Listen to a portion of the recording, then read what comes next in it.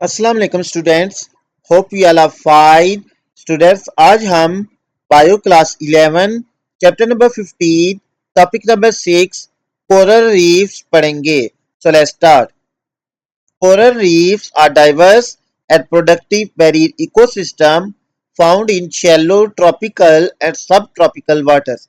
क्या है बच्चों, जो कोरल रीफ्स है एक ये डाइवर्स और प्रोडक्टिव मैरीन इकोसिस्टम है जो कि शैलो ट्रॉपिकल और सब ट्रॉपिकल वाटर में पाए जाते हैं। They are made of colonies of tiny animals called coral polyps which secrete calcium carbonate to form hard skeletons that provide structure for the reef। कह रहे बच्चों, ये कॉलोनी से मिलके बने होते हैं ऑफ स्मॉल एनिमल्स जिनको हम कहते हैं कोरल पोलिप्स। ठीक है, और जो कि क्या सक्रीट करते हैं, कैल्शियम कार्बोनेट। ठीक है, जो कि हार्ड स्केलेटन बनाता है which provide structure for the reef. Coral reefs are often referred to as rain forest of the sea due to their incredible biodiversity and complex relationship between different organisms with the ecosystem। कह रहे coral reefs को हम rain forest of the सी भी कह सकते हैं। ठीक है, क्योंकि किस वजह से, इनकी इनक्रेडिबल बायोडाइवर्सिटी की वजह से और कम्प्लेक्स रिलेशनशिप्स की वजह से। Coral animals are the primary organisms that build the reef structure. They have a symbiotic relationship with photosynthetic algae, which provide them with nutrients and give them their vibrant colors। कह रहा बच्चों, ये जो coral animals है ये primary organisms है जो कि रीफ बनाते हैं। इनका सिम्बियोटिक रिलेशनशिप होता है फोटोसिंथेटिक एल्गी के साथ, जो कि इनको प्रोवाइड करता है न्यूट्रिएंट्स एंड इनका जो वाइब्रेंट कलर देता है। Coral reefs are among the most biodiverse ecosystem on earth, providing a habitat for numerous plant and animal species। They are home to thousands of species of vertebrate and invertebrate, including colorful reef fish, predator and herbivores. Seagrasses and algae are important components, providing food and shelter for various marine life. Reefs also act as natural barriers, protecting coastline from erosion and reducing the impact of storm and wave। ये नीचे देखिए figure 15.11 में coral leaf show किया हुआ है। The ocean play a crucial role in regulating the climate of Earth by absorbing large amount of carbon dioxide। कह रहे बच्चों, जो ओशन है ये एक इम्पोर्टेंट रोल प्ले करता है अर्थ के क्लाइमेट को रेगुलेट करने में, क्योंकि ये जो large amount of carbon dioxide है उसको क्या कर लेता है, ऑब्जॉर्ब कर लेता है।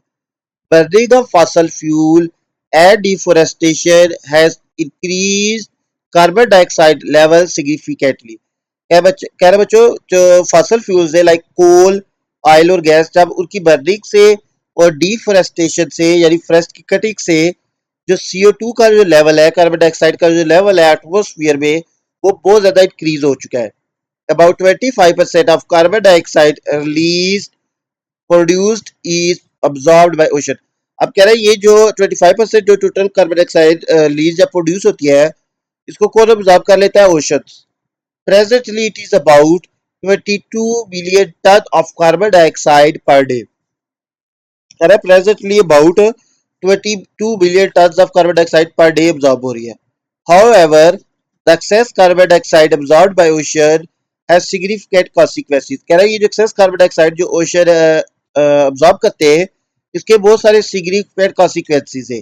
It is changing chemistry of ocean, it combines with water to produce carbonic acid, lowering the pH of ocean। कह रहा है ये ओशन की जो केमिस्ट्री है इसको चेंज कर रहा है। कह रहा है ये जो कार्बन डाइऑक्साइड है ये वाटर के साथ कंबाइन होकर क्या बनाती है, कार्बोनिक एसिड, जो कि ओशन की पीएच को लो कर देता है।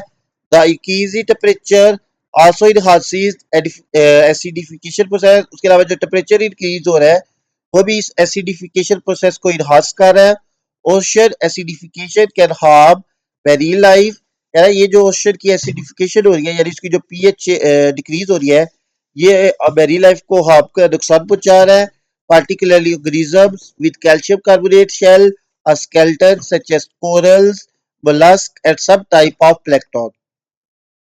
More than half the world coral are under threat due to ocean acidification। कह रहा है बच्चों जो हाफ से ज्यादा जो कोरल्स है वो अंडर थ्रेट है, डेंजर है due to acidification. These organisms find it difficult to build and maintain their shell and skeleton in acidic water. क्या कि इन organisms के लिए डिफिकल्ट है कि अपने जो शेल्स है उनको बना के रखना और उनको मेंटेन करना एसिडिक वाटर में, leading to weaker structure, increased vulnerability to predation and disease. This can disrupt marine ecosystem and the food web that rely on these organisms. It is predicted by 2080 ocean condition will be so acidic that coral erosion will outpace their rebuilding. So students, हमारा ये topic भी complete हो चुका है. Hopefully आपको समझ आ गया होगा. If you have any doubt, you can ask in comment section. Please like, share and subscribe my YouTube channel. Thank you.